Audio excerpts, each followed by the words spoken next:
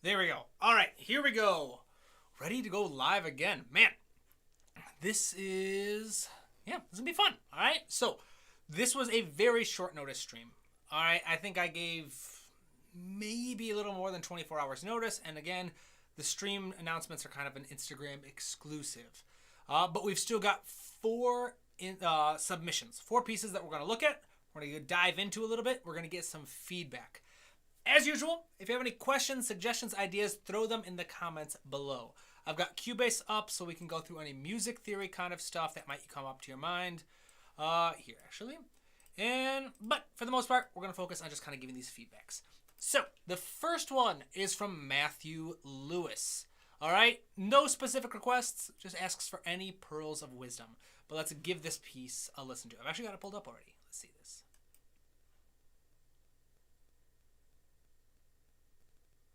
Any minute now. Huh. It's not playing. Let me check it.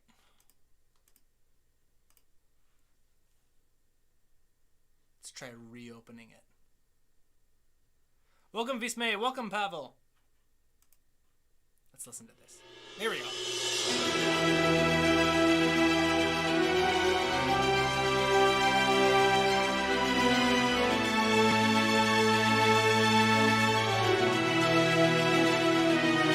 Kind of getting the JRPG vibes.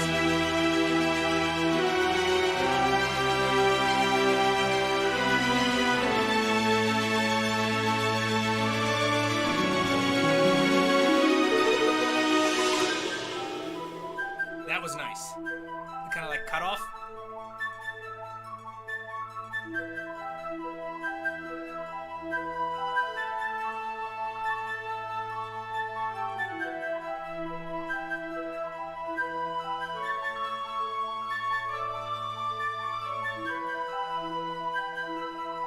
The melody is really nice.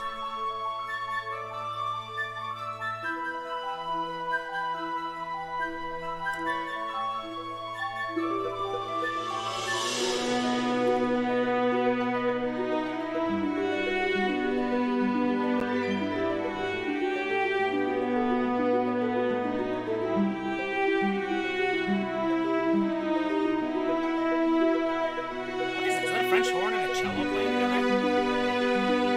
Nice.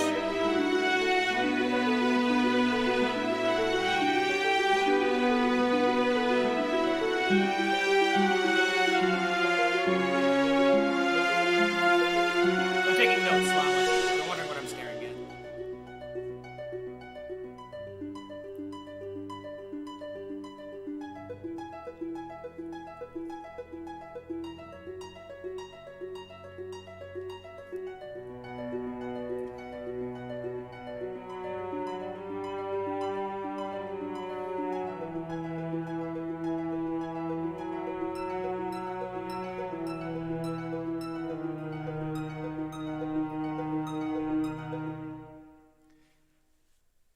All right. That was awesome. All right, so first things first, thank you, Matt, for the submission. I really enjoyed the piece. So your melodies are really strong. All right, your melodies work really well. They're very kind of memorable. They're kind of singable. They're whistleable. They work really well. And the track is really giving me a lot of kind of JRPG vibes. Maybe that's just me, because a little spoiler alert, but the next week's video is going to be a JRPG theme, how to write one. And so I've been doing a lot of research. So maybe that's just kind of like stuff stuck in my head. But I love the melodies. The tunes are working really well. Your harmonies are incredible. And your instrument choice is working really well. Now, as a kind of like a little bit of word of wisdom for everybody moving forward, if you don't have specific requests, I'm just going to like throw out whatever I notice. All right. If you have specific requests, that helps me narrow my focus a bit more and pay attention to what I want to give feedback on, what you want to get feedback on. I can give it more personal. That being said, this one, I did notice a few different kind of things that we can work on. The first one is this sound doesn't sound like there's a lot of reverb on all of the instruments. Some of the reverbs have a bit of some of the instruments have a bit of reverb added, some of them don't. So if we listen to this, there's going to be, especially at the beginning,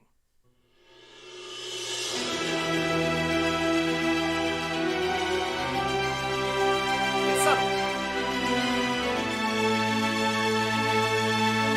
It's subtle, but you can hear that there are 3 different types of reverb going on here.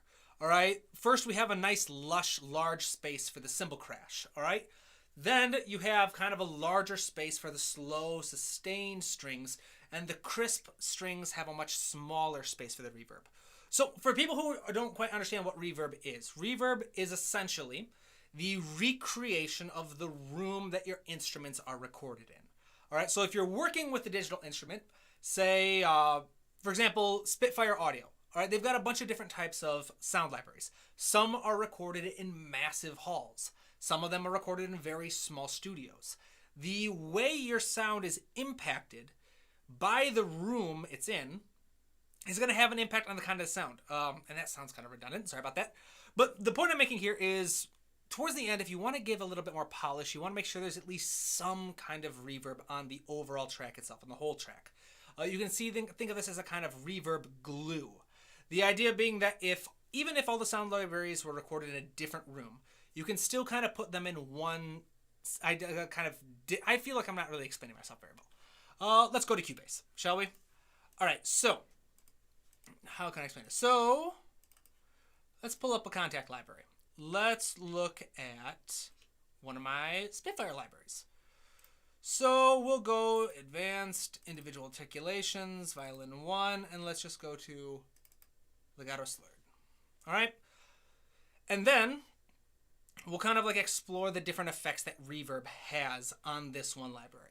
Because the idea is you're trying to create a single digital space for all of your instruments to inhabit. I don't want to spend too much time on here. But first things first, we got strings. Let's play it.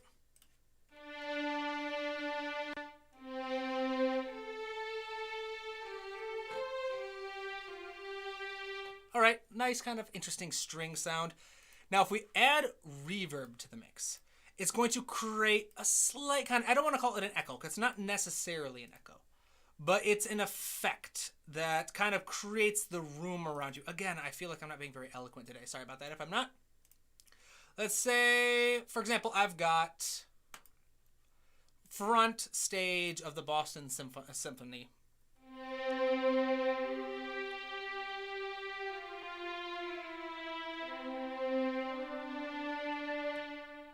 And you can kind of hear that tail. Listen. And it kind of continues a little bit. If we turn it off, we're going to lose that tail. All right? Notice how it stops immediately. There's no kind of room for the sound to travel. And I feel like I'm not explaining myself well on this. So sorry about that. Again, I apologize for the same thing. I'm tired today. Sorry about that. And I'm a Midwesterner from the United States, so I'm going to apologize for everything. So that was only one thing. So I'm going to pull this up, take the notes out. So we'll say Matt. All right. You use a bit of reverb to glue the whole track together. It will help make each instrument sound, if I can spell instrument, sound like they were recorded in the same space. It'll give you a little more of a professional sound. All right, so tip number 2. All right, I say melody's really nice. So the melody was really nice. So we'll run the 31-second marker to the 1 minute and 3 second marker to see if we can find it. Let's see if my timings are correct. Here we had a change in your texture. If it'll play, why is it not playing? All right, it's not playing for some reason. Let's just refresh. All right, so I run the 31-second marker.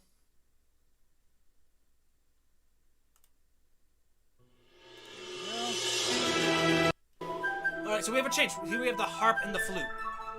Beautiful little idea. You get a little ostinato going on, a little rhythmic melody. Harp is creating more sounds in the background. Then you've got the flutes coming in, playing underneath the piccolo. That's what I'm assuming it's a piccolo. Beautiful texture, beautiful sound, but it lasts a bit too long, in my opinion. So we keep going, until about 1 minute and 3 seconds. Then we transition. Beautiful transition with the cymbal, by the way. But you have 30 seconds. and you have 30 seconds, you've got three things going on. You've got a harp, you've got a high register piccolo, and flutes on the melody. Those are all very, I don't want to call them harsh, but they're very piercing tone colors. It's a very simple texture too. Beautiful is an initial effect, but if you're going to work with something simple and repetitive like that, especially with the higher registers, you need to start introducing a little bit of shift. It can get a little bit stale. You can lose your audience just a little bit, especially with the piccolo. The piccolo is a very piercing instrument. It very quickly, when by itself, can come off as irksome or annoying to an audience if played too long. So something I would recommend is maybe halfway through, maybe double the piccolo with a quiet like string section, maybe on pizzicato. Maybe introduce a couple strings on the flutes, underneath the flutes, doubling them. Or maybe the clarinets, maybe you like fill up the bass line a little bit. But the idea is like if you're going to have a texture like that for 30 seconds, which you can totally do, you just should continue to add some more kind of shifting elements to the picture as well. Does that make sense? I hope that's helpful. And then my last note for this piece is, again, beautiful, well done, but the entire piece tends to live in the upper register. All right? And if you want to create more of a full kind of round register, you've got to make sure you introduce a bit more of a low end. All right, you can move around through a piece. There are basically, you can think of it like three registers. You have kind of mid-level kind of sounds, somewhere around like the octave above to the octave below middle C. So that kind of 2-octave area. In fact, let's pull up Cubase again, shall we? All right, and this is just a stupid little idea I was doing for a lesson earlier. But if we were to look at this from like an octave range. All right, so C3 in Cubase is middle C, right? So somewhere from about the C above and the C below, this is all kind of your middle register. You can stay in this register constantly, and your music will never sound weird. All right, it'll sound very natural. You can also venture above this area, and that's fine.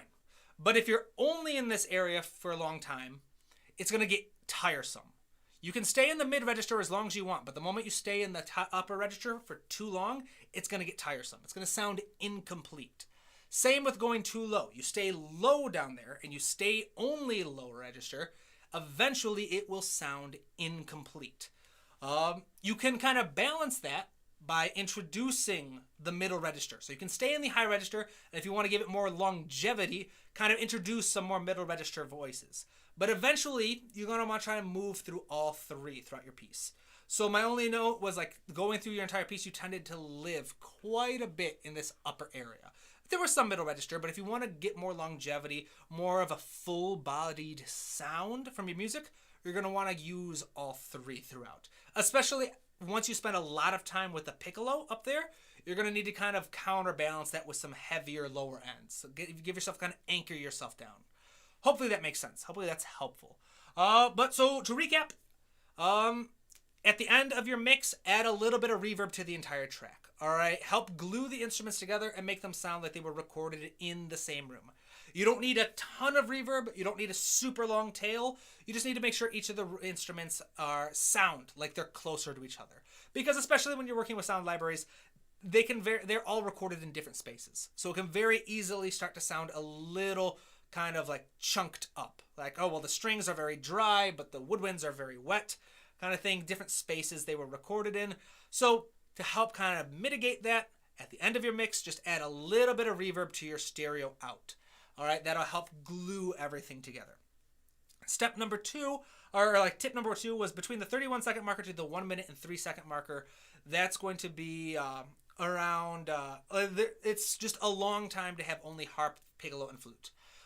Beautiful sound, works well, but it's a very repetitive sound as well. The flute and harp are very repetitive. The only kind of shifting, growing register or layer are the flutes playing the melody, and that's perfectly fine. But if you are going to work with something so repetitive and so strictly upper register, you need to start introducing some other forms of novelty. Maybe shifting the tone colors a little bit, like I said, or maybe kind of shifting the background a little bit. You can just kind of experiment. Just make sure that, especially in those high registers, you don't stick with one sound for too long. And then number 3 was, again, working with the registers. You spend a lot of time in the higher registers in this song. nothing inherently wrong with that.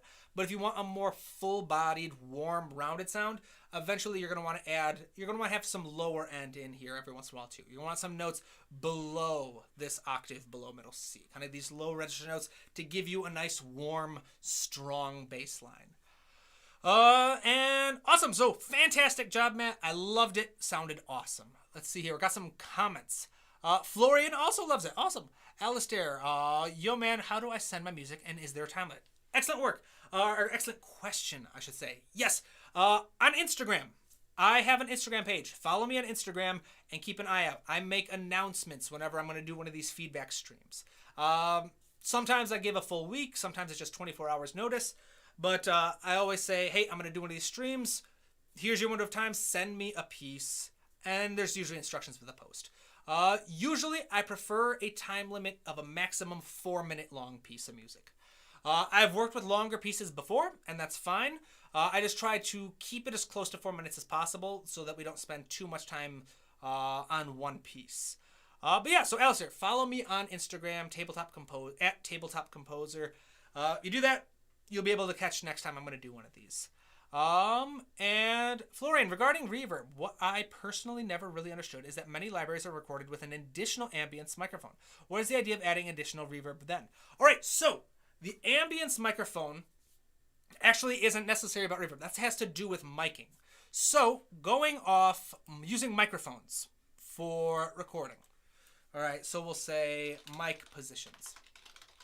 All right, so these are all kinds of different personalities you're going to get from them. So the first one is the tree mic. All right, so the tree mic is, or Decca mic, we'll say. This is a series of like 3 to 6 microphones. They're usually placed directly above the conductor. And they're usually about 2-3 meters above you. So the idea is they're recording the ideal layout of the orchestra.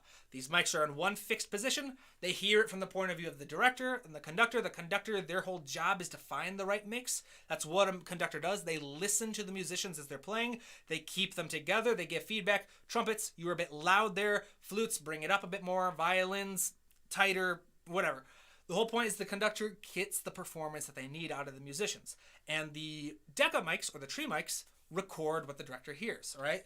These are your default best mics to start with.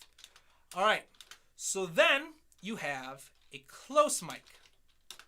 All right, the close mic, which doesn't have another name, these are exactly what they sound like. They are microphones set directly in front of your instruments. They get a lot of detail that the audience won't normally notice. So too much close mic can actually ruin your mix. When you're picking up noises that the instruments are making, like the clacking of keys on a clarinet or the rasp of a bow on a cello, those aren't sounds you want to take full, like front stage. However, sometimes a little bit of close mic can be useful to boost the sound of an instrument that you don't hear enough of. All right, so these are useful for correcting for mic setups. So let's say that you've got a cello, or I should say, boosting solo instruments. So let's say you've got an instrument that, like the piano. Piano is going to be doing a solo. Normally the piano cannot compete with a whole bunch of strings playing an orchestra setting, not without a microphone or careful orchestration. So the close mic you can use to boost the sound of any instrument to help give it a bit more prominence when it's soloing. You can also use it to correct different things. Say that you're recording and the Decca mic just isn't enough for you to really hear the English horn the way you want to. What you can do is use the little bit of close mic to boost it, give it a bit more prominence, and you're good. Now the third, which are called out-rig mics or ambient mics, those are placed on the far extremes of the room. All right, so you've got one on the far left, far right, sometimes in the far back corners as well. And their responsibility is to capture more of the room. All right, to get more of a 3D color of the sound. So the job there isn't to necessarily catch all the reverb, but it catches a bit more of the personality of the room. So generally, I should say, these pick up more personality of your room. So I would say typically start with your Decca mic if you're able to. In fact, we can actually show you this. So we've got a string library pulled up. So in the Spitfire, I'd say start with your tree mics. And then I will typically have my outrigger, my ambient mics maxed out as well. This is just the sound I like. All right. Then if I really need to use a center mic, let's say I really want them to just be a little bit sounder, I'll start with them super low. Because I don't want, and then I'll increase it as needed. I'll try to avoid it. And actually, let's listen to the different personalities of these mics so you can kind of get an idea. Now, these are studio strings, so they were recorded in a small room with very little natural reverb. So we're not going to have too much. Okay, good. So the reverb is shut off. And don't worry, Florian, I will answer your question. I'm realizing that now. I was just kind of explaining mic positions. So this is the close mic. All right. That is a very kind of no reverb. It's very close. It's in your face a little bit. The instruments sound very close. And if this were a cheaper sound library, you'd probably hear a lot more of the imperfections, the rasping of the bows, etc. Then you have the tree mics, which are kind of the default. This is the sound you want. Again, these are the mics directly above the conductor. These are the sounds you want. And then that was the wrong thing. Don't know why I could play it the first time, but that's the second time. So you notice how there's an immediate shift in the personality. And then, once again, we've got the outrig and the ambient mics.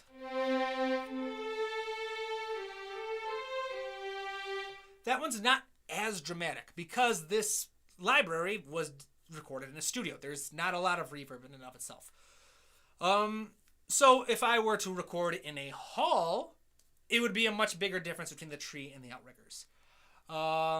So, Florian, your question was, if you're using the ambient mics anyway, what is the point of using reverb then?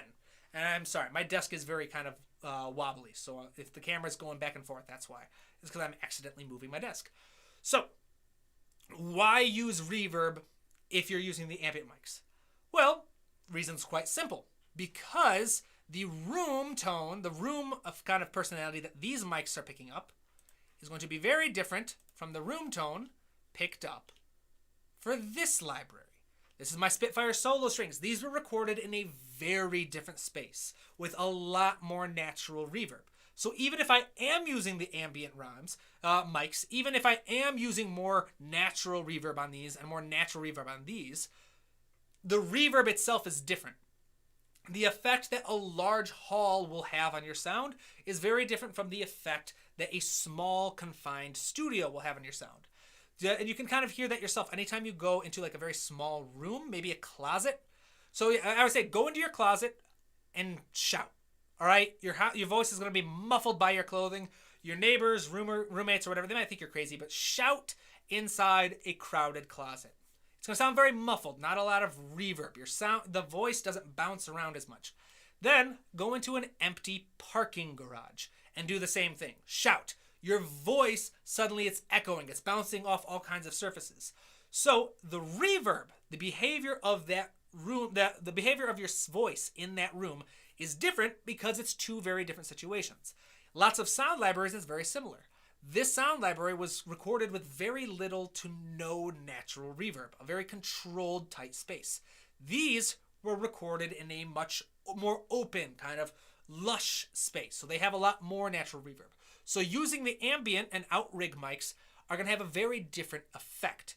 So what you do is you can apply a bit of the same reverb plugin to tell, all right, this is what I want this is how I want my digital room to affect my sound. And it helps kind of glue things together a little bit better by taking these different sounds and saying, all right, so yeah, whatever this sound is, we're going to put them in a new digital space so their sound is impacted much more similarly. Florian, so this problem only arises when I mix different sample libraries. That's where it's going to be most prominent, but even then it can be slightly different depending on what kind of space you want. So even if I do stick to only this library, I have Studio Strings Professional, Spitfire Studio Strings Professional, Brass, and Woodwinds Professional.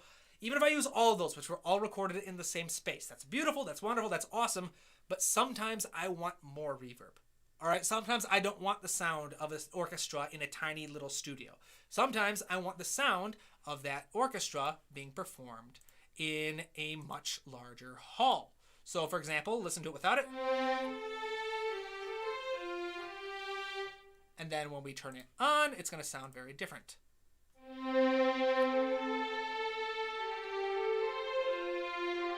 I always hit that F natural instead of going to G.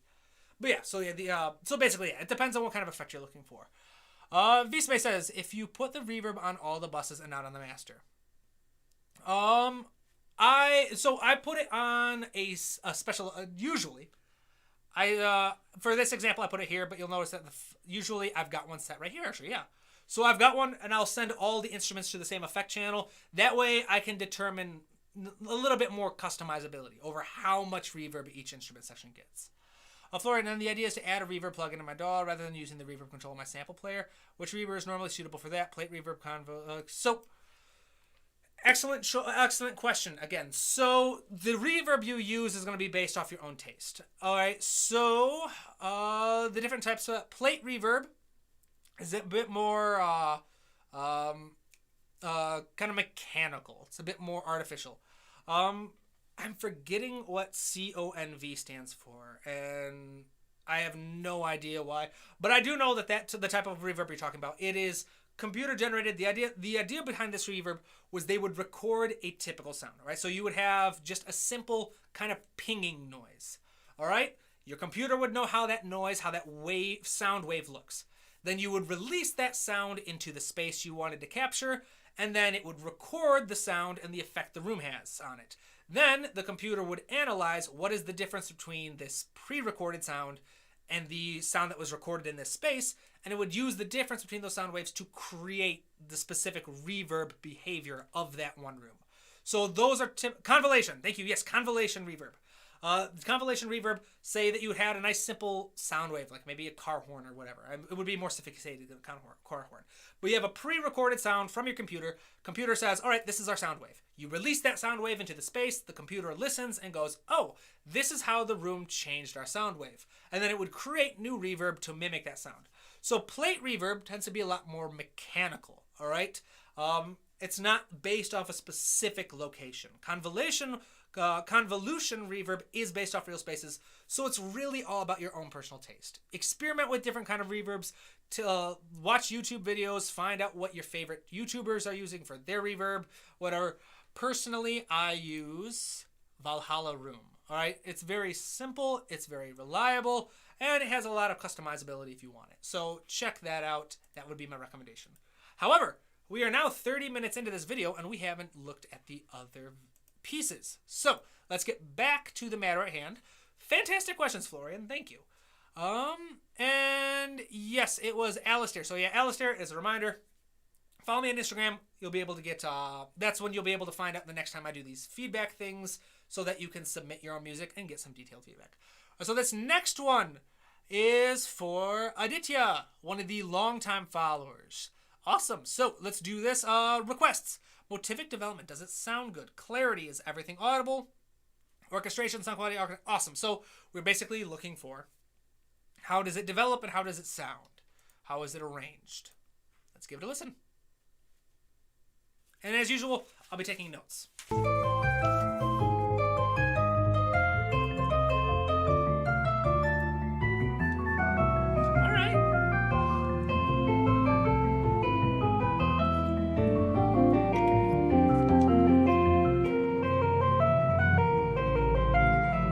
Early video game vibes.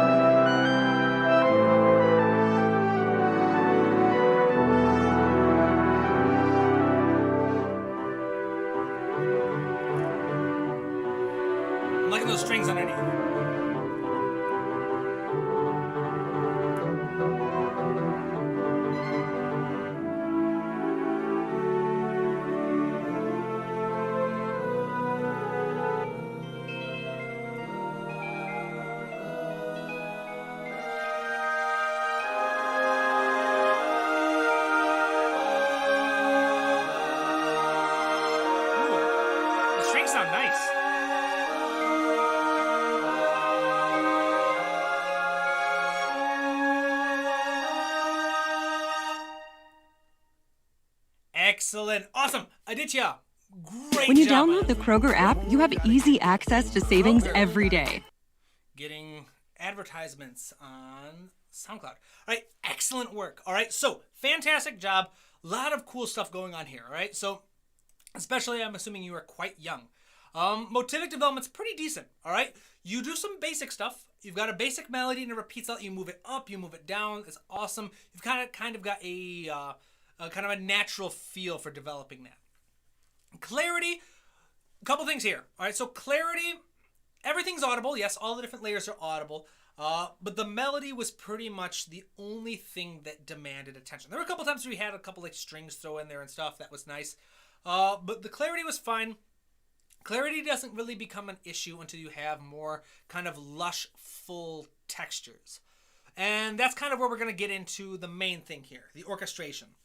So most of this was predominantly what you would call a monophonic texture.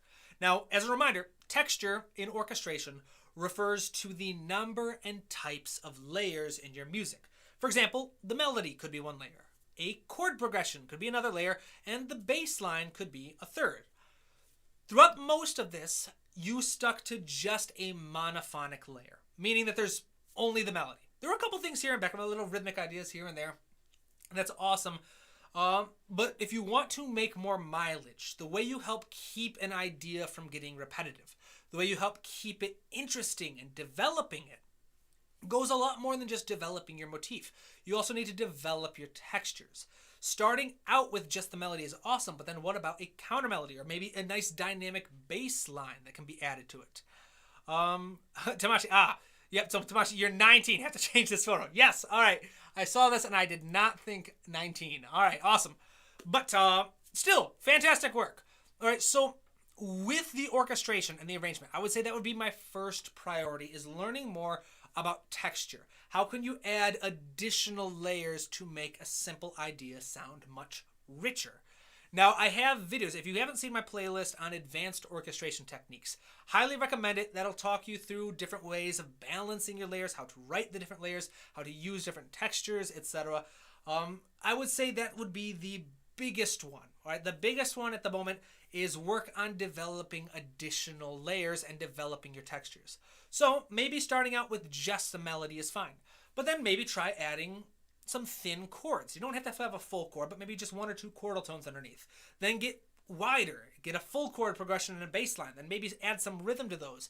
The way you shift and grow all the layers in your music is very important. Your melody developed very nicely.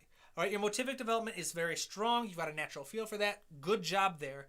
The next step would be to learn how to give that same care and development to the other layers of your music. Another one I noticed is around the 39-second marker. Where are we? What is going on with my computer? Oh, no, it's because we've got the ad going on. All right. Shop. Gotta listen to the ad for Kroger. Gonna mute it first. But yeah, around the 39-second marker, the second thing, kind of going hand in hand with working on introducing additional layers, would be then figuring out how to transition through those different shifts. So around the 39-second marker, you have quite a sudden transition. All the other transitions in your music work nice and smoothly. But around the 39-second marker was what we call a bump. So the most common issues... Where is it?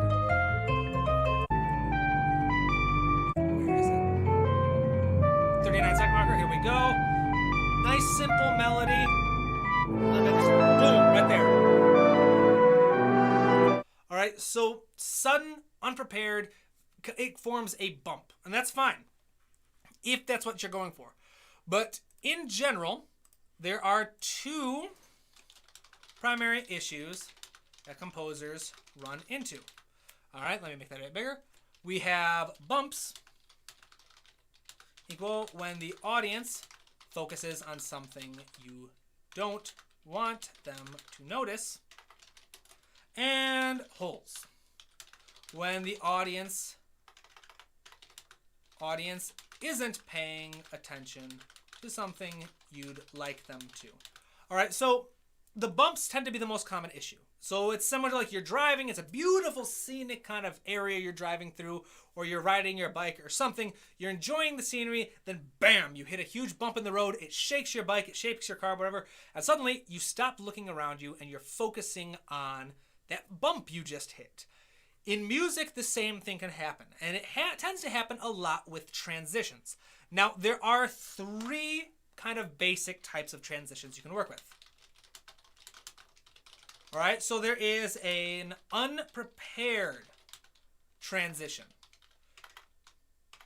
which is what this was. All right, again, nothing wrong with an unprepared transition. Just the idea is you go suddenly from one idea to another. Here, same basic melody, but we went to very different timbres. That can work if that's what you're going for. Typically, though, if you're going to do that, you want to have a nice big kind of pull, an unresolved cadence, for example, and then boom, you arrive at the new timbre kind of thing. So that's going to work, but those are going to be most prone to forming bumps. Then you have what we're going to call a sudden transition. A sudden transition is very similar to an unprepared one. It's very dramatic. There's very little, if any, preparation. The difference is you have a small little transition, something to help drag you into it. So very common examples are a cymbal roll. We saw that in Matt's piece. He had quite a few cymbal rolls where you start like, whoom, all right, kind of a whoosh up with a cymbal roll or a drum roll, and then boom. When you arrive at your new texture, your new phrase, your new melody, whatever it is, you have a big hit. All right, so a roll, a swell, and then a hit. That kind of helps transition and make what we call a sudden transition a bit more controlled. And that helped with that kind of phased in area. So they're both very sudden. The one difference is you've got a drum roll over one or something similar to a drum roll, and the other doesn't. The one with the drum roll is going to sound a lot more natural. It's going to sound more prepared because we had at least some element of the music preparing us for a change. Then the last one is a prepared transition, which takes quite a while, but reduces chances of a bump to nearly 0. And this is the idea. I've done videos about this where you basically figure out what's your starting point, where's your ending point, what are the differences, and then you spend time to carefully transition from one to the other. So if starting point, you're at 60 beats per minute, and when you're done, you're at your exit point, you're at 120, gradually through there, speed up from 60 to 120. If on the starting point you have 1 chord every phrase, and at the end you have 2 chords per measure, gradually start using chords more and more frequently until boom, you arrive at your new point. That is, you go figure out what you need to get to, where you're starting, and make it more kind of gradual. So I would say around your 39-second marker, where you have a sudden shift, one of the simplest ways to turn that unprepared transition into a sudden transition is to maybe start adding a brass instrument underneath it. For the last measure or so, add a brass instrument on the bass line, just swelling, getting louder, so that boom, when you arrive at that sudden shift, we had at least one element preparing us for that. Does this make sense? I've got no idea. Since I can't see anybody, I don't know if what I'm saying is actually helpful. So if any response in the comments would be appreciated. But yeah, so if you kind of take one of the elements, give a little bit of a transition, and there's something to help prepare that something new is on its way, it helps prepare things a little bit better. Does that make sense? I hope that makes sense. But overall, fantastic job. All right, you've got a good idea, a good sense for how to develop a melody. Your tone works well. You're switching around to different timbres. It's really cool. It's a very kind of retro sound that you created. So the 2 things I would work on: 1, start learning a bit more about developing the other layers in your texture. And again, my playlist on advanced orchestration techniques, it will help quite a bit with that. And then, oh, awesome. So it is helpful. And then number 2, work a bit more on your transitions. Anytime you find an unprepared transition, meaning you have a moment where you are dramatically shifting from one to another, kind of one feel to another, one sound to another, one anything to another, then turn it into a sudden transition, not unprepared. At least one element introduced to help smooth that transition. And YouTube's giving me a warning. Why is YouTube giving me a warning? The stream's current bitrate is lower than the recommended bitrate. We recommend that I have no idea how to fix this. I apologize if the stream is coming off as poor quality at the moment. That is not my intention, but I have no idea how to fix it. So sorry about that. Awesome. So hopefully that makes sense. Hopefully that's helpful. Excellent work. And speaking of my playlist on advanced orchestration techniques, I have been thinking about putting together kind of a master playlist. Because I've been doing this for 4 years. I've uploaded, actually last week, yesterday's video was my 200th video that I have uploaded to YouTube. So yay, celebrate that. I was thinking about putting together a playlist of basically, if someone came to my channel and they wanted to use only my channel to learn everything they need to know about composition, what videos do they watch and what order? And I was thinking basically include all the videos from my harmony playlist, my melody playlist, put those in order, sprinkle in a couple of my other videos, like my video on counterpoint, my video on writing ostinati, then kind of my orchestration videos. Basically create a master playlist that could work almost like an online class for free that people can just follow. You come in, you know nothing or bare minimum about music theory. By the time you're done, you feel confident to write for orchestra. Anyways, that's just kind of me. Just kind of brainstorming. I don't know why I brought that up, but yeah, that's what I'm thinking about. I'll put that together at some point, I'm sure. Hopefully that will help a lot of people, because that's really what I'm doing this for, is I like to help people. My own education, my own journey to becoming educated in music was incredibly frustrating and dotted with a lot of setbacks, a lot of painful learned lessons, but etc. So now I can just kind of enjoy helping people. So, next piece. Oh no, people are leaving the stream. No, sorry, don't leave. Yichong, here we go. So request, how to improve rhythm, specifically how to have different instruments with different rhythms come together nicely, how to make the music sound fuller and richer, tips on the melody, and anything else I'd like to add on. Awesome, let's give it a listen.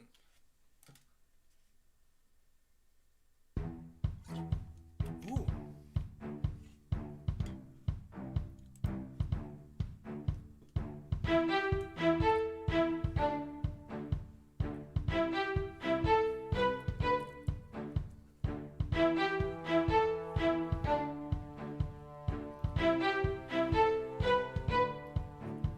Got the bass line going.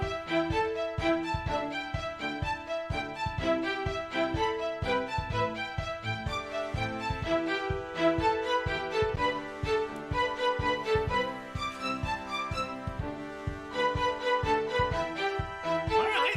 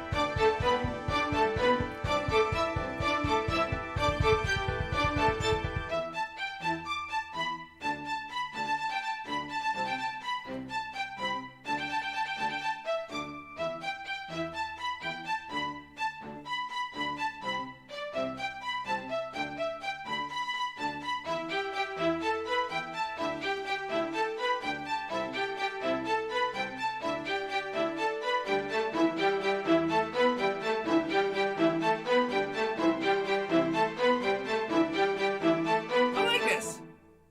That's funky. But, of course, I need to see if this melody goes hard. I gotta see this. Is this oh, it's the same one. I was wondering. And yes, that is what I was gonna say, actually. I'm gonna mute it. I'm not gonna exit because YouTube puts a lot of stock on percentage of a video watched, so I try not to leave videos when possible. But awesome. Fantastic piece. The melody is actually the strong point, all right? I'm going to say that. Pause it. Melody is a very strong point, all right? You've got a very natural development to this sound, all right? A very natural feel to it. The melody is catchy. It's memorable. I started humming it a little bit as we were listening to it. It's really well done, melodically. All right, so now let's look at the questions you had. So how to improve rhythm, especially how to have different instruments with different rhythms come together nicely. The trick to this, it's really not that difficult. If you want multiple rhythmic layers to work together, they just have to have the same accented notes. All right? So if the melody accents beat 1 and 3, then a rhythmic layer underneath it should also kind of accent those moments. It can have other accents, but it shouldn't miss beat 1 or 3. Then if you want to have another different rhythmic idea, again, it can have its own accents. But if the melody is accenting beat 1 and 3, that layer should also accent layer 1 and 3.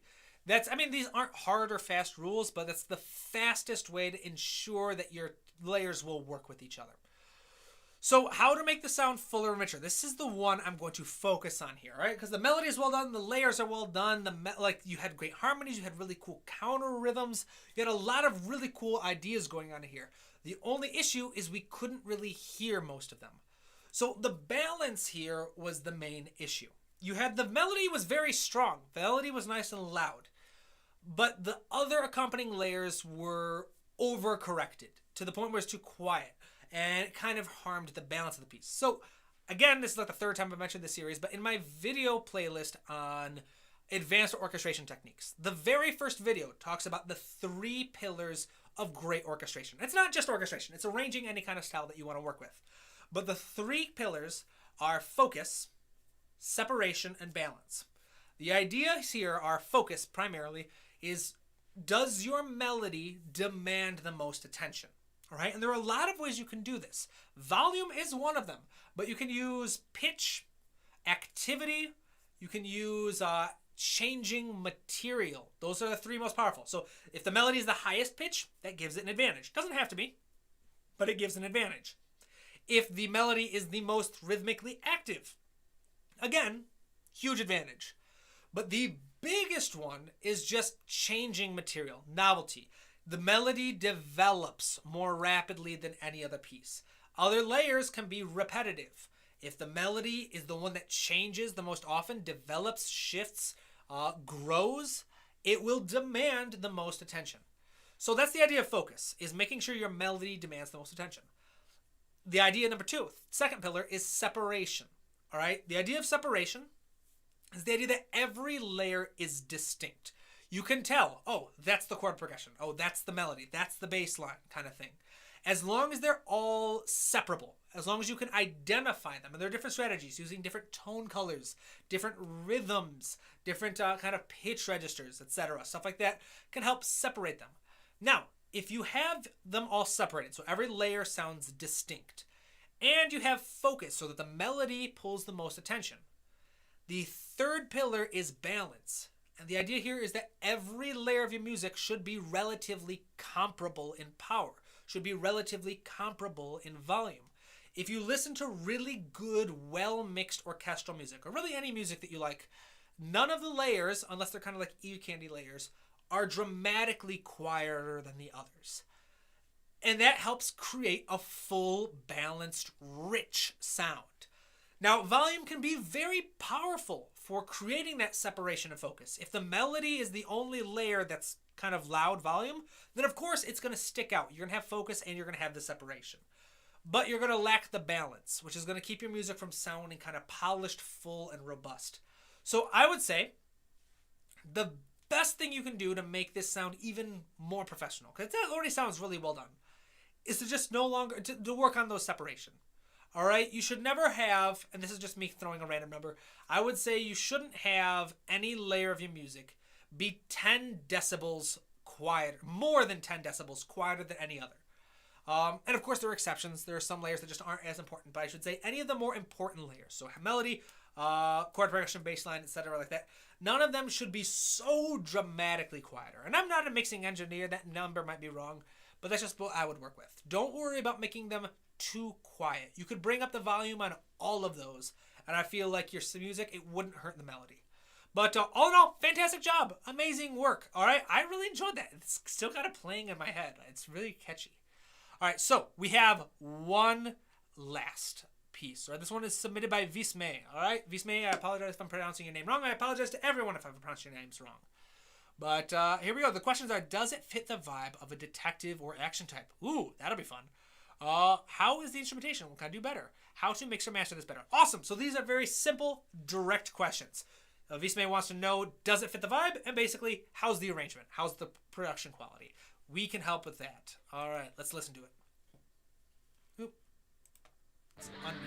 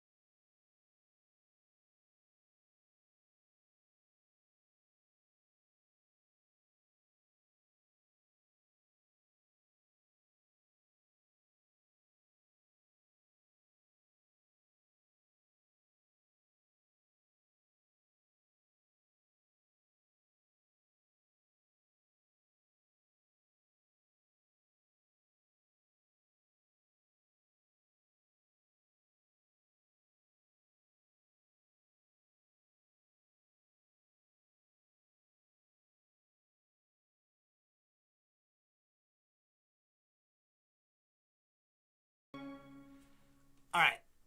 That that was awesome. All right, I loved it. All right, so much to say. All right, first off, all right, so yeah, I think you captured the kind of action detective type. I wouldn't say necessarily detective, but definitely kind of the action thriller type vibe really well. And oh, Visme, come on, made this video in English class today. All right, all right, all right, all right. Great music. I do not recommend skiving off any classes, but it's not my life. But you've definitely got a gift. All right, this was fantastic. All right, very well. Everybody today's got a gift. You all got beautiful talents for music, so thank you for sharing it with me. But Visme, a couple points. All right, first, beginning arrangement is fantastic. First several minutes of this piece works really, really well, and especially you tend to have a really strong ability for manipulating the energy. Kind of the constant build works incredibly well for this genre that you're trying to kind of emulate. Fantastic work with that, especially the guitar. I love the uncertain kind of chaotic intro building up, and then when the piano introduces and then the choir, it's just the whole thing is really well done. You've got an amazing vibe here. You should be very proud. All right, so now time for the constructive criticism. All right, so around the 1 minute 21 second marker. I don't know how long it was going. Let's go around here.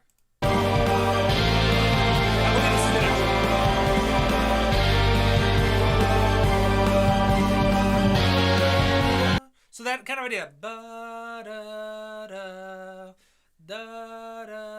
And that's just or whatever they're doing.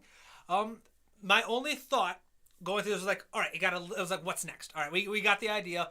This section, again, kind of the same advice I was talking with about Matt. There's nothing wrong with a little bit of repetition. That's fine, and this is entirely my own personal taste. But if you're going to get very repetitive, it can be helpful to add at least some changing material. Maybe having a different voice shifting around on the bass line. Maybe shifting around which instruments are doubling the strings on that ostinato. Maybe adding a slight embellishments or rhythmic changes, so it's not the same kind of which is fine. But just, you know what I'm saying? When an idea repeats, that's fine, especially if you've got a visual to accompany it. But to help keep the energy building, try to find different ways to add just a little bit of growth, a little bit of development. I would say you don't want to ever have about a 30-second chunk of music unless you're actually accompanying something, like on stage or on film or something. You never want to have 30 seconds where it's just the same idea, where there's not enough development. If there's the 30 seconds, you can be repetitive. You can have the same basic ideas, but you should have at least some kind of growing, developing layer in there. Whether that's a shift in the colors being used, whether it's a shift in the tempo, or maybe kind of certain voices are getting louder, whatever it is, you should have something still growing, still developing. But fantastic. Around the 2 minute marker. All right, around the 2 minute marker is when it changes dramatically. All right, we get a new kind of tone, we get a different sound. It works, but again, I'm going to sound a bit like a broken record because I think I've said reverb for everyone so far, except for maybe Yi.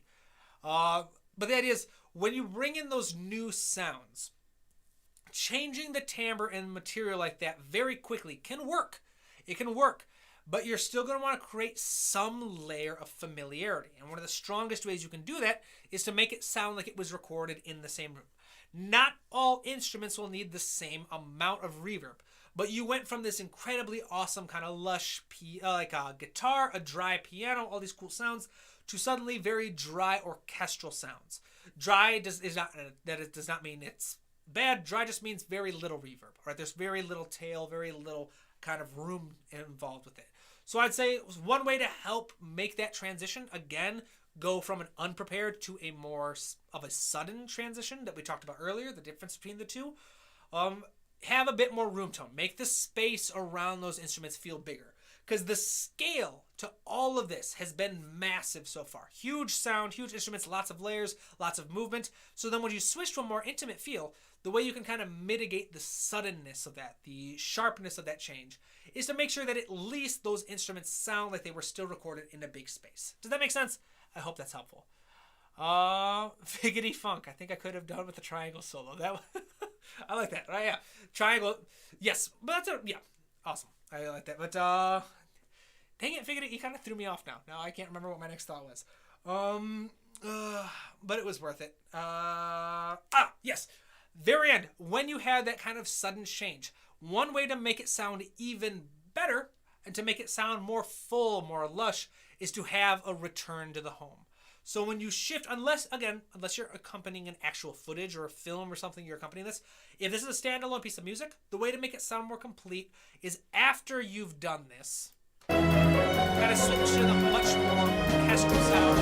You got a drum kit going on. And kind of the organ sounds a little bit, maybe not as strings. But you have a much more orchestral sound, very kind of different kind of texture, different feel, different color. The way to make this sound more whole is after this, extend the piece a little bit more and at least return to that big guitar kind of opening, that original texture. Return to that at least just for another phrase, just a couple more seconds at least. The idea being that you create this sense of a return to home. You've been on a journey, you started in this really cool space, you ventured into these more creative, more interesting, more kind of diverse colors and fields, but then you came back full circle at home. So I would say, personally, again, take all of this with a grain of salt. These are just my own personal opinions. At the end, return to the original kind of timbre. I think it would work really, really well for this piece.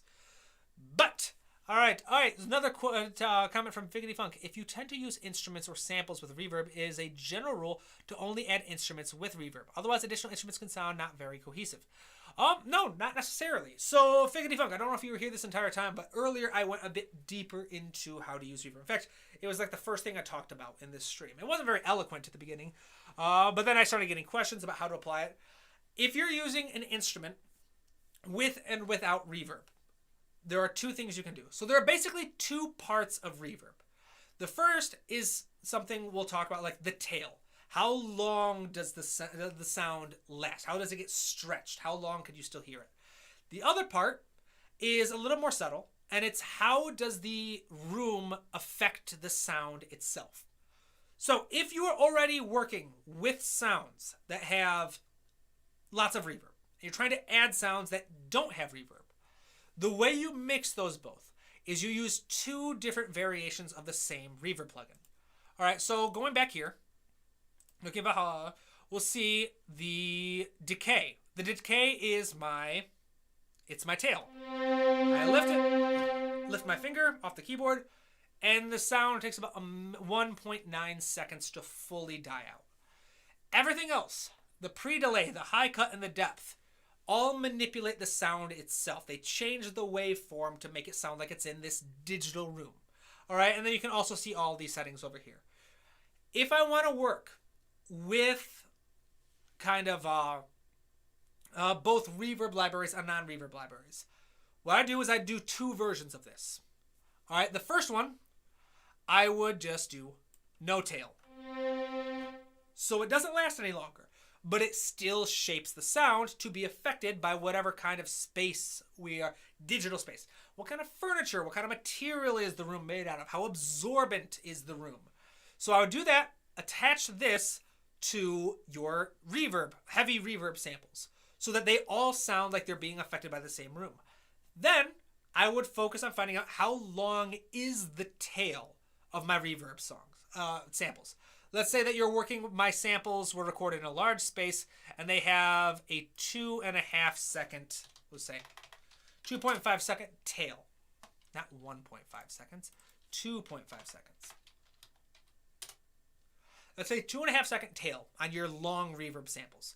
So then, using the identical settings for everything except for the tail, on my dry samples, I would apply this reverb, which has all the other same samples, just now my tail, my decay, has been made to match the length of the tail on my other samples. And this would be how I'd kind of mitigate that kind of mix between the two different types of sample libraries. Hopefully that makes sense. If you would like to learn more, I have a blog post, Setting Up Your Digital Room, I believe is what I call it, on my website. Check it out. I believe it goes a lot more in depth on this. It talks about panning, talks about mic positions, all that kind of stuff. Awesome. So yeah, hopefully that helps. Visme, do you have a video on mixing? If not, you have to, or a whole playlist with information about reverb, delay, compression, EQ. Awesome. Thank you. I would say I have not done much about mixing because mixing is not my area of expertise. I know enough to do my own stuff here and there, but I'm not the best. So I do, like I said, I have a blog post that helps talk about how I set up my digital room. Check that out. And I also have a little bit in an ebook about how I do realistic MIDI mockups. So yeah, I'd check that out. Speaking of which, I'm trying to avoid the poorhouse, people. So if you would like to show your support, there are a couple things you can do.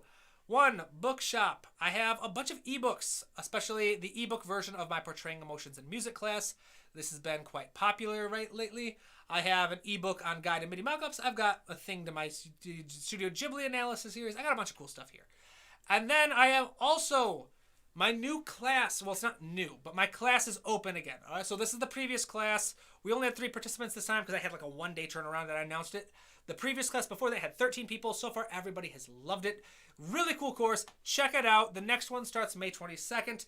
It's got all the information that you can find from my ebook of the same version. The only difference is you get weekly live lessons with me, and you also get personalized feedback. I am on average sending 2 pages of written feedback to everybody on every assignment they submit.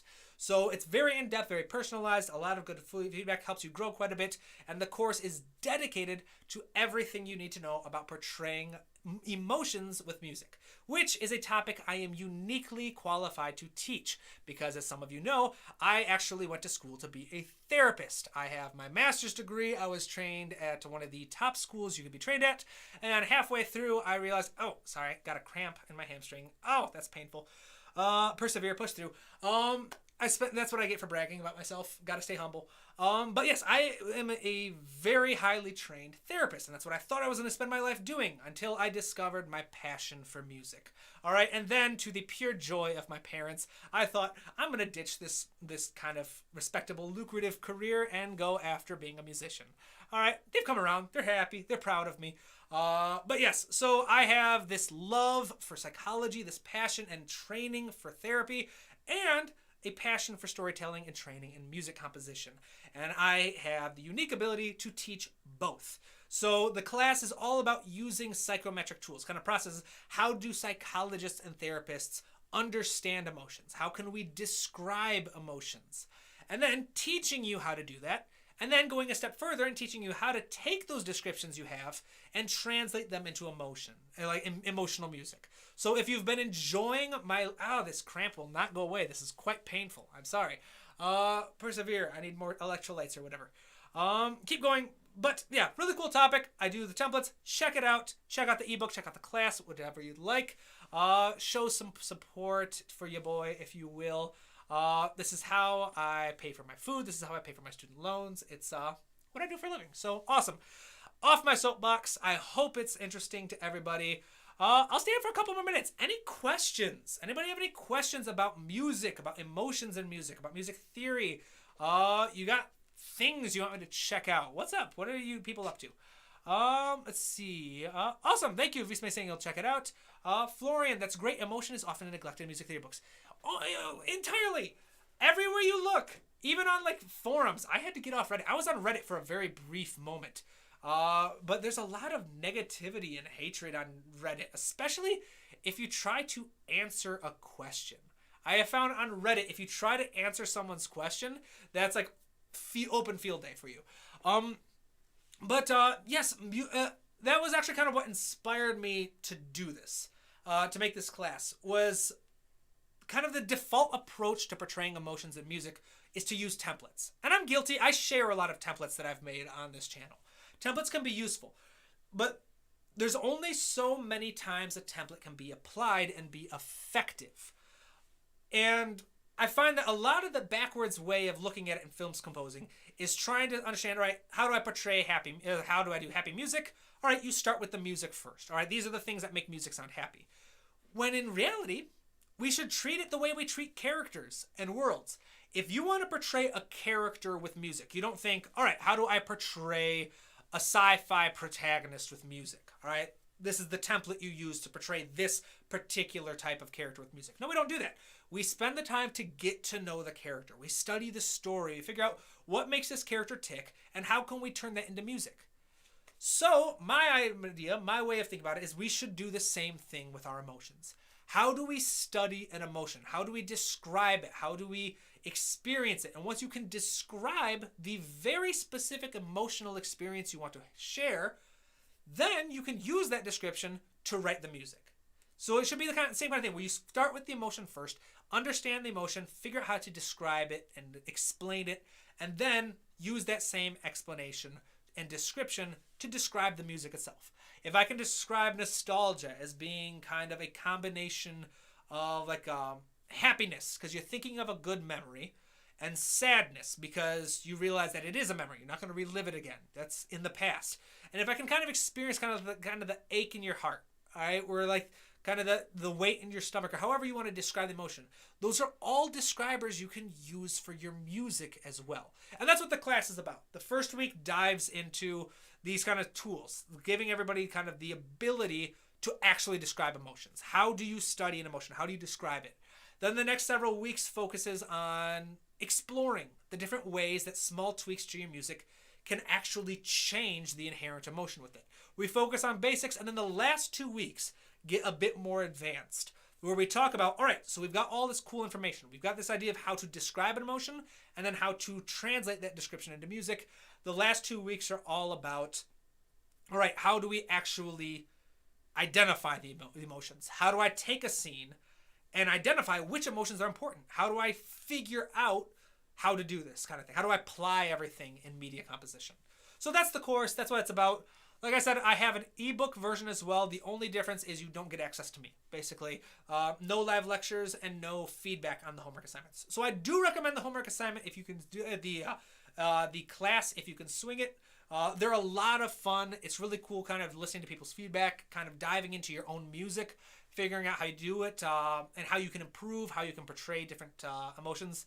And every semester is different. Every term, I should say, is different. Like this past term, we actually spent a lot of time applying everything to characters and story worlds, too. That was something we spent a lot of time talking about because people were getting excited. They were like, wow, this same process can be used to describe characters. I was like, that's true. That it can be. And then we kind of spent time explaining that and stuff. So really cool. I have a lot of fun. It's kind of my passion project. I love teaching it. And right now, I'm actually putting together a curriculum design to teach this approach at the university level. Because again, for those of you who are new, I have a background teaching at a university for a couple of years. Loved it, enjoyed it. One of my mentors is a very dear man to me, helped teach me, shape me into the teacher I am today. So I'm going to have him kind of help me figure out how to like push that out there and help it out. Because, I think it's a cool way to approach things. Wow, lots of comments. All right, let's see. Figgity Funk, how would you go about mimicking video game composer style? Excellent. So, great question. First, I would say if you want a more explicit approach, like how I do it, check out my playlist on Studio Ghibli Analysis. You'll get a very detailed look at how I actually study another composer's style. The idea is you want to start pretty basically. Break it into about 4 different categories: harmony, melody, rhythm and tempo, and orchestration. All right, and you want to look for patterns. All right, I would say find 3 or 5 pieces that you specifically think really are emblematic of this composer style. These 5 or 3 pieces, and it's very important, 3 or 5, not 4. It's because you need a tiebreaker. You need an odd number so you can have a tiebreaker. You're going to break it down. What does he do or what does she do harmonically in this piece? What do they do melodically? What do they do with their orchestration? And what kind of tempo, what kind of rhythms, etc. Figure out how they did that for piece number 1. Then figure out what they did for piece number 2. Then 3. And then if you have them, number 4 and 5. Then you compare your notes across those. All right, so for example, I found out, all right, in 4 out of the 5 pieces, they stuck to a major key where they borrowed heavily from the Mixolydian mode. For the rhythm, they stayed almost entirely between 80 to 95 beats per minute, and they used mostly quarter notes and eighth notes for the melody. Orchestration, they almost never used chords. It was almost always melody, counter melody, or melody ostinato plus bass line. You kind of find the patterns, what is similar between each of them. So if you have access to sheet music, I'd say check out my Studio Ghibli series. not my Ghibli chords video. That's the very first video I ever made.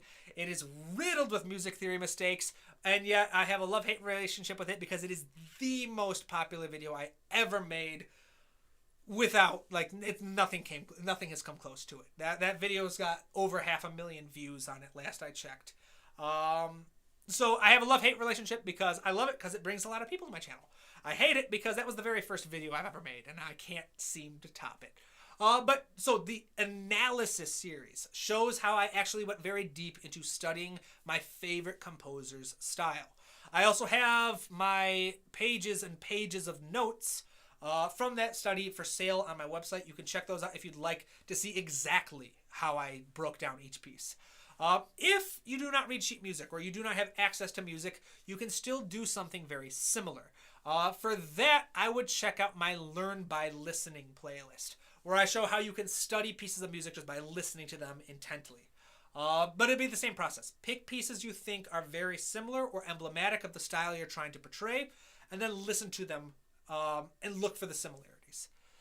So, wow. All right, so these things, I am falling very behind. Hopefully that answers your question, Figgity Funk. All right, Sodos. Okay, 1 second, these are coming in fast. When creating chord progressions, is it good to start with the root note? Yes. Of course. It's always great to start with the root chord because it very quickly and efficiently establishes your tonal center. Is it required? No. The only thing required for a good chord progression is a pattern. All right, I've explained this a couple times on the channel, but literally that's all a chord progression is. They need to have a pattern. That's what makes them sound cohesive.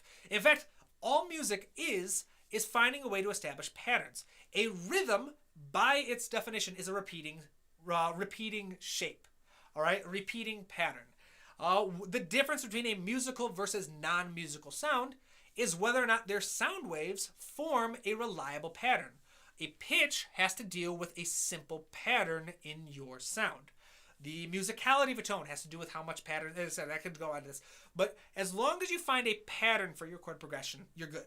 Some of the most reliable and flexible patterns come from functional harmony. In between, like the strong weak pattern or the tonic subdominant dominant pattern. These different patterns can be formed really well. But you can also have patterns like a bunch of chords that just share C natural. They don't have to be from the same key. They don't have to be from the same whatever.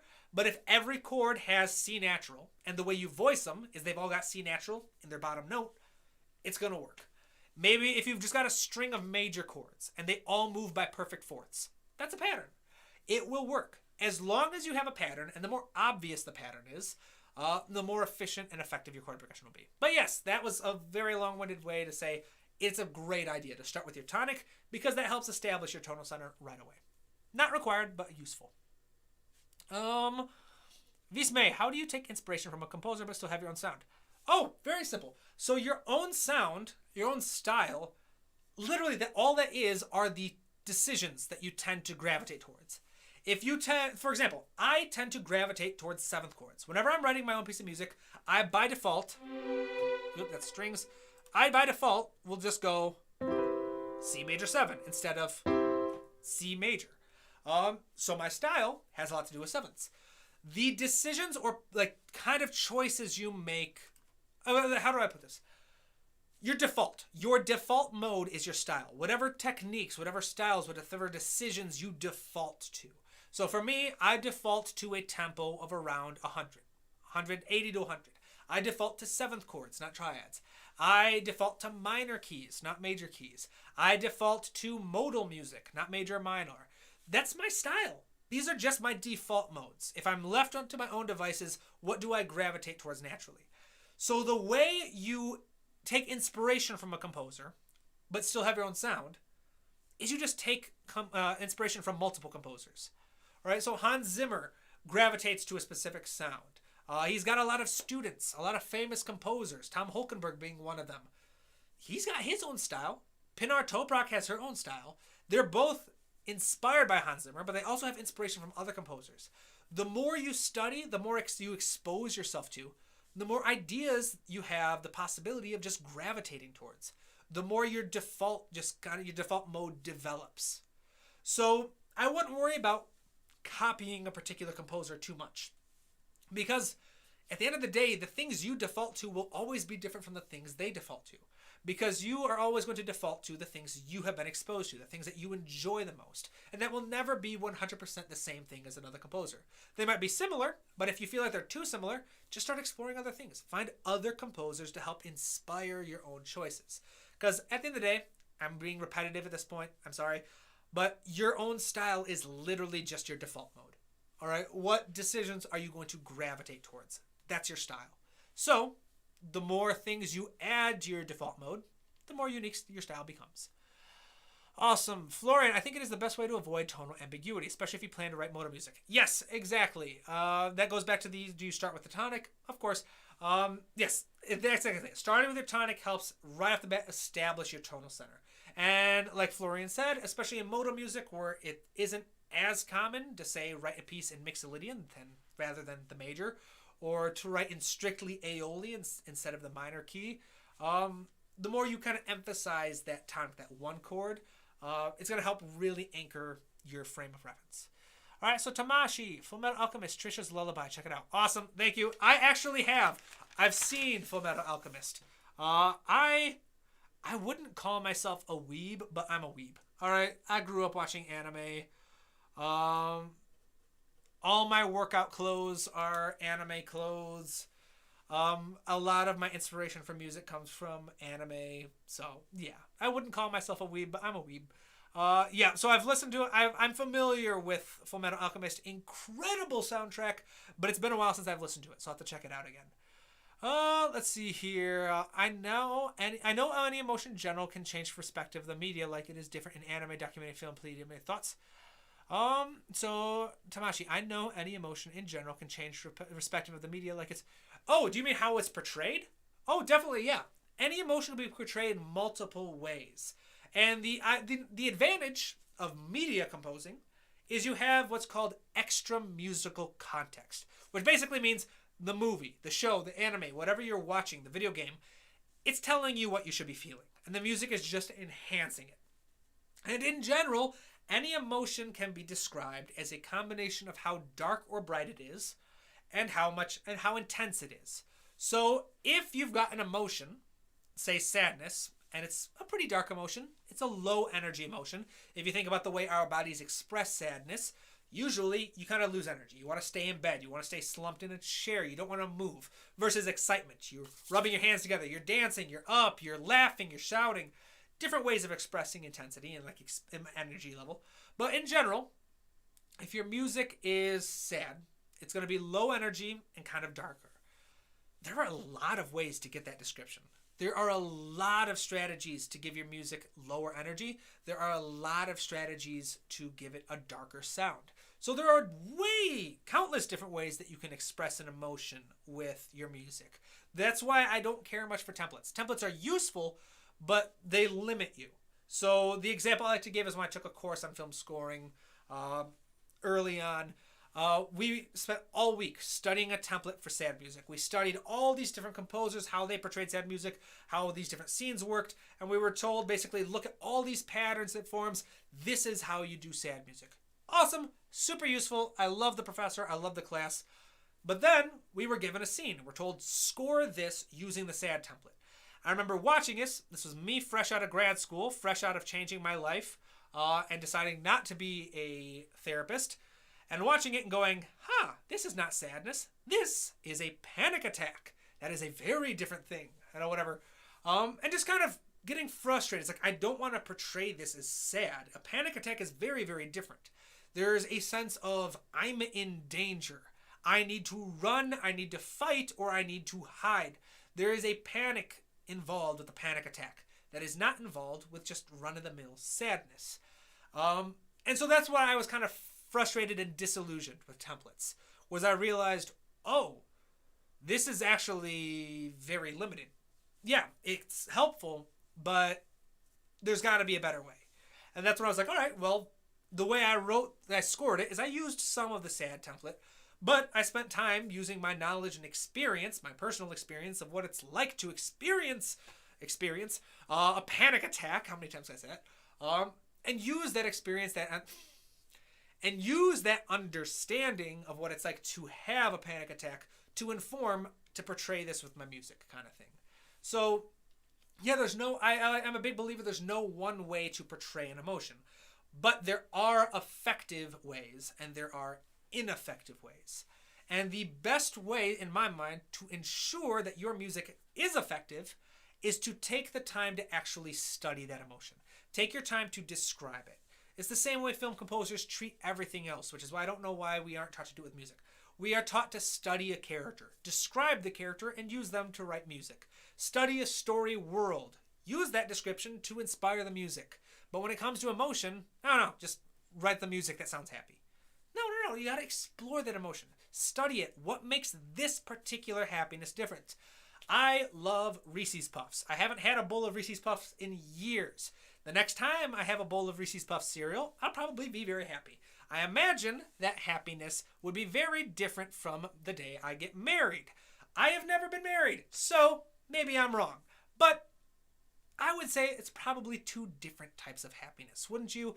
And so then why would I want to use the same template for both? No, I want to take the time to study those experiences, study what that emotion is like, and then use that description, use that newfound understanding to inform my music, instead of trying to rely on a template. But templates are at least helpful to get you started. Awesome. Let's see here. I have been talking quite a bit. Wow, I've fallen behind. Sorry, everybody. Let's see. I know any emotion journals. Like, Beastmate, I really have to get your book on emotion. Yes, you do. Thank you. You should all get my book on emotion. Support your boy and have fun, because it is a good book, if I do say so myself. At the risk of getting another cramp for being prideful, I think I do a good job writing. I think I'm good at teaching. I hope. That's why you people are here, aren't you? But yeah, so check it out if you're interested. Thank you. Andrew, hello again. How do I send a track to get feedback? Excellent question. Follow me on Instagram. That's how. Literally. On Instagram, I make a post every once in a while. I go on live or I make a post and I say, hey, this Thursday, I'm going live to give feedback. Here are the instructions. Send it to this email. Here's how long it can be. Here's what I'm looking for, etc., etc. So follow me on Instagram at Tabletop Composer. Pretty simple to find. Same logo I have here on YouTube. Follow me there and just keep an eye out. All right. I only announce this on Instagram because it helps keep me from getting flooded with too many requests and submissions. I don't have as big of a following on Instagram. So if I put it out to 300 people versus 16,000 people, I don't get flooded with like 200 requests to refuse. So yeah, follow me there if that's what you want. Very exclusive group. Let's see here. Awesome. So thank you, Andrew. I am looking forward to listening to your music in the future. Tamashi, I was studying harmonic series, and if you start C major from E to E, it is Phrygian mode. Oh yeah, awesome. So was that you're talking about my harmony series? Is it a mistake I made in the series? I'm not sure. Awesome. So hopefully that's helpful. I'm not sure what your question is there, Tamashi. Maybe your next comment will have it. Darlene, is it possible to once in a while show the notes of a project? I understand better in notes rather than piano roll. Oh yeah, awesome. I've got a couple videos right now. It depends on how I orchestrate it. And how much time. So these last couple of videos I've done, Darlene, have been choir based or involved choir, and my notes don't work too well. My finale doesn't play well with choir. It doesn't sound as well. So I spent more time in my DAW. But definitely, yeah, Darlene, if you've ever got questions, let me know. Yeah, if that goes for any of you. If any of you ever have questions about music theory or thoughts about a video or anything where you'd like to see a different example, email me. I would be more than happy to share that stuff with you. All right? It's a relatively simple thing to just kind of share music files and sheet music and stuff. So yeah, if you're ever looking for help, but thanks for the suggestion, Darlene. I'll keep that in mind. I'll see if there's a way I can do both. Tamashi, E minor chord and melody in C major. It would give a Phrygian sound, right? E minor chord and melody in C major would give a Phrygian sound, right? E Phrygian 6th chord is C major, C in first inversion. Also invoke a Phrygian sound, then harmonic series it up. All right, awesome. So it's tricky to use a... All right, so Tamashi, what I'm going to recommend is you're getting a little convoluted here at the moment. The idea you want to keep in mind is that every mode, the minor modes all have one note difference between between a regular Aeolian mode or a natural minor scale. All the major modes have a one note difference from a regular major scale. The chords that use that one note difference are going to be the chords that give you the most typical sound. So going from a C major to a D flat major isn't particularly of a Phrygian sound because, well, the tonic of C Phrygian is a minor, not a major. Unfortunately, unfortunately, I think I spent quite a bit of time explaining this. I would say my harmonic series is a little bit older, a little bit longer. I would check out my Quick Theory playlist, Tamashi. Check out my Quick Theory playlist and check the video on modes there. It goes a lot more in depth, much more quickly on how to use it. But if you want to use a Phrygian sound while being in a major C major, you will first need to quickly establish a C minor. All right, so something more like, instead of, you want to go, because it's really this sound that creates the Phrygian sound. It's a minor 1 to a flat major 2. But again, I'm trying to wrap this up a little bit, so I apologize, Tamashi. I don't feel too guilty because I do know I've answered a lot of your questions in the past because you're regular, right? So if you want more clarity, again, shoot me an email. I would be more than happy to help you out, buddy. All right, so Figgity Funk, you're welcome. Handronics, back with the sauce as usual. Awesome. Thank you. Welcome to the stream. Sawdust, thank you. A nice emoji. Awesome. Where are you getting these emojis? Florian, I think the melody is important too when writing modal music. For me, when writing modal music, it helps me to sing the mood, movable solfege, and find the melody first. Definitely. What's really going to establish your mode more than anything else is going to be your use of something called a modal cadence.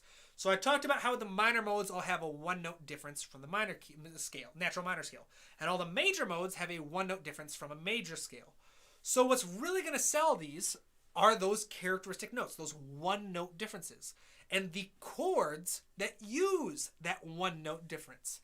These chords are called characteristic chords. And anytime you either follow or precede a characteristic chord with its respective tonic. So say like the tonic of C Dorian followed by the characteristic chord of C Dorian, or one of them. That's going to give you the most strongly modal sound you can get. Again, if you want to learn more, check out my Quick Theory video on modal cadences. It's like 3 minutes, goes in depth with explanations. Check it out. It should help clarify it. But yes, writing a melody first can be incredibly helpful. Invasion, do you improvise different scales over each chord? Me personally, no. I'm not much for improvisation. I'm not much of a performer. The two instruments I am most confident in are trumpet, because I played trumpet for over a decade. I played trumpet in college. Loved it. It was awesome.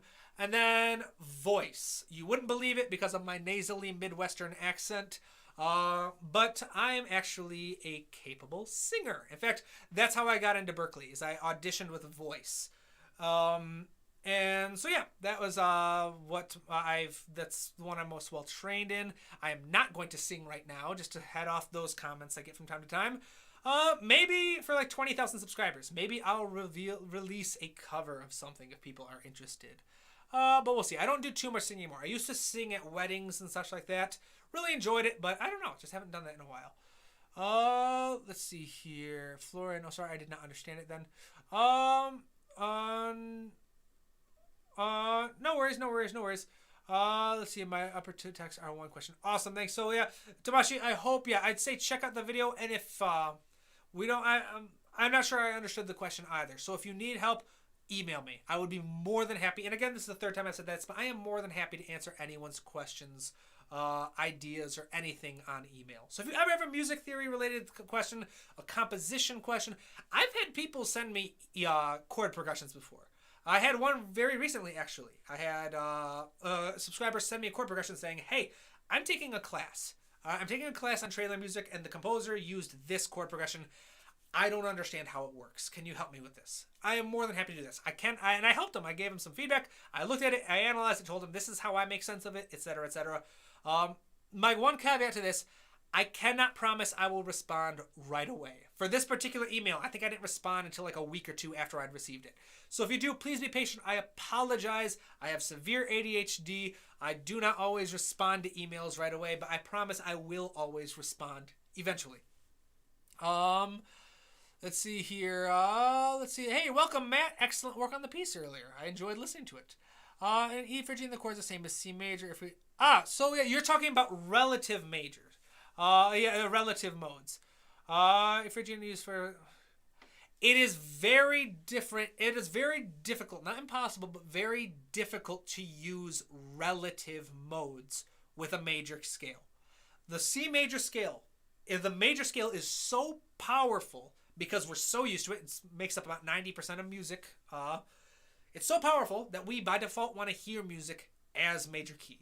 So if you're using a mode that is using all the same notes as a major key, it's going to be very, very, very difficult, not impossible, but very difficult to make them sound separate from each other, especially if you're trying to modulate between the two.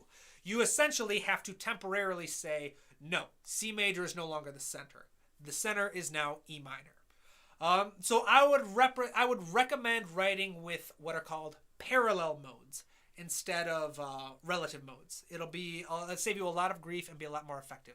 So instead of working with C major, you'd want to try and take chords from C Phrygian, because that would give you a lot more kind of options for chromatic color that can make it a bit more stronger. So hopefully that helps. Invasion, you are straight to the point. You are a great teacher. Thank you very much. I really appreciate that. I like to hear that. Thank you. I appreciate that. You made my day. All right, I'm smiling now. Florian, I'm not sure if I understood your one-note difference. There is more than one note difference between an example between Ionian and Dorian. Yes. So when I said one-note difference, I'm talking about the major modes and the minor modes. So for example, let's look at this real quick. How do we make C major? C major goes C, D, E, F, G, A, and B. How do we make C? So the major modes are Ionian, which is our major scale. They are Mixolydian, and they are Lydian. So the one-note difference between C major and C Mixolydian, so we take this B, and we drop it. Suddenly, C Mixolydian. No longer C major, it's now C Mixolydian, because we took B natural and turned it into a B flat. So any chord that uses this B flat and is either preceded or followed by the C major chord is going to have a very characteristic C Mixolydian sound. For example, C major to G minor. Very Mixolydian. Or C major to B flat major. Very Mixolydian sound. Now, if we were to look at the minor, how do we take any major scale and turn it into a natural minor? Well, we take the third, we take the sixth, and we take the seventh. We drop them all. This is no longer C major. This is now C minor. Now, how do we take a minor scale and turn that into a minor mode? For example, Dorian. Well, for Dorian, the only difference is the sixth. 1, 2, 3, 4, 5, 6. Take it. Raise it up. This is no longer C Aeolian. This is no longer C natural minor. This is now, because of that one note difference, C Dorian. So, technically, there are multiple note differences between a major scale from C major and C Dorian.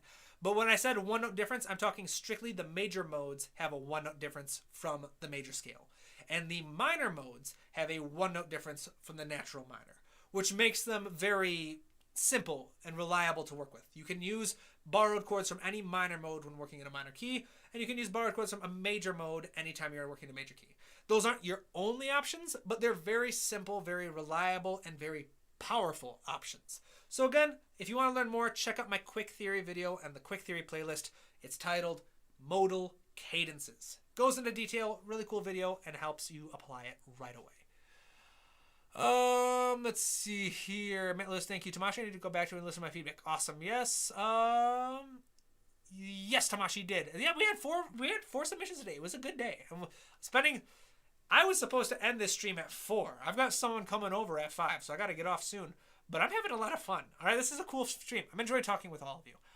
Let's see here. Falok Super. Hello, I just wanted to say that you're an awesome teacher, very inspiring musician, and overall very nice person. Thank you. I really appreciate that.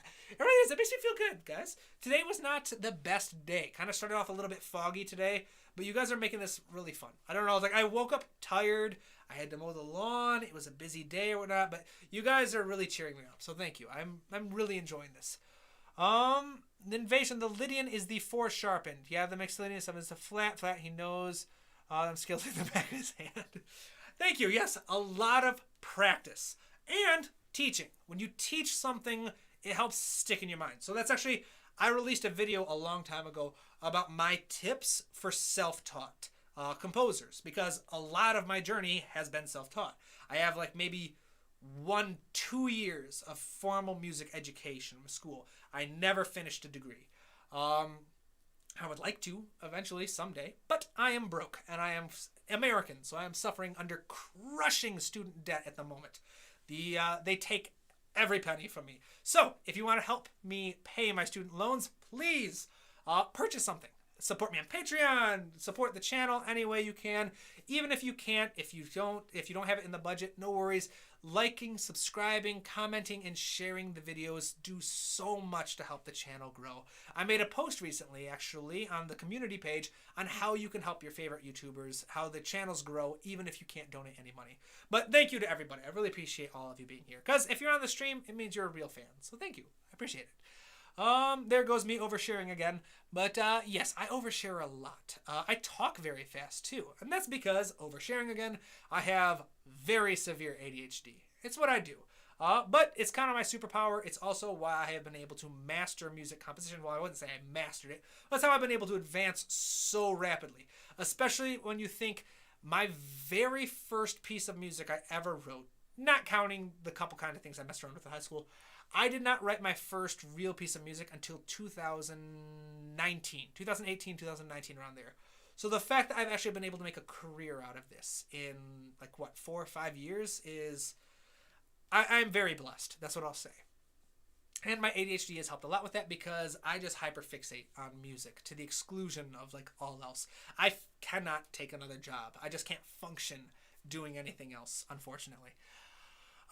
Let's see here. I'm oversharing again. Apologies, my friends. Let's see the way does it work with ladies. It sounds so dreamy. Yes, the modes are incredibly beautiful sounds, largely because we don't get to hear them a lot. And so anytime you hear them, my favorites are Dorian and then Mixolydian, because they have the same chord relationship. If you haven't seen my video on chord relationships, check it out. That's again one of my more popular videos. Visme, I don't have ADHD, but I also talk too fast. Excellent. All right. Yeah, I also say it's also because I come from a Mexican family too. You wouldn't know. I have a very German name because my dad is half German, half Polish. And then my mom's side of the family is straight up from Mexico. And growing up, we were always raised in the Mexican culture, and we all talk really fast. Every time, I come from a big family, so every time the family gets together, it's 9 people talking over each other very rapidly, very loudly, all of us laughing at our own jokes. So it's a vibe. I love it. I love my family. Blessed. Invasion, I agree, but at least for me, Lydian is the most difficult mode to write music for, especially because the tritone between the first and fourth note. Sometimes it sounds good, sometimes not. Very true. Lydian can be tricky, which is typically why I like to start with my chord progressions first. I find if you write a chord progression first and then use that as a guide for melody writing, it just helps clear a lot of image issues. But that's just, again, going back to the conversation about style earlier, that's one of my styles, all right? Again, your style being your default decision making. For me, my style is start with chord progression first. I've written melodies otherwise. I've written melodies by singing along to a scene. I've written melodies by improvising. I've written melodies using counterpoint principles to write a standalone melody and then harmonized it. But my default position is always... I've written one on guitar, actually. Again, that's me being distracted. But my default will always be chords first, because it's just what I default to. It's what I feel most comfortable with. And once again, YouTube's giving me a warning. Why is YouTube warning me? YouTube is not receiving enough video to maintain smooth streaming, as such viewers will experience buffering. I'm sorry, people, if you're experiencing buffering. I have no way to fix that. It tells me it's an issue, but doesn't tell me how to fix the issue. Apologies. Most of the fun, I just... cheat and improvise the leading skill of a major chord. Exactly. That's not cheating. You just do what you can, right? But I think I have finally caught up with all the questions. So with that, my friends, this has been a really fun stream for me. Thank you to everyone who stopped by. Check out my class if you're interested. If you want to submit a piece for review in a future stream, follow me on Instagram and keep an eye out for my announcements there. But until next time, my friends, keep studying, keep working hard, and keep writing new music. I will see you all in the next stream. Have a good one.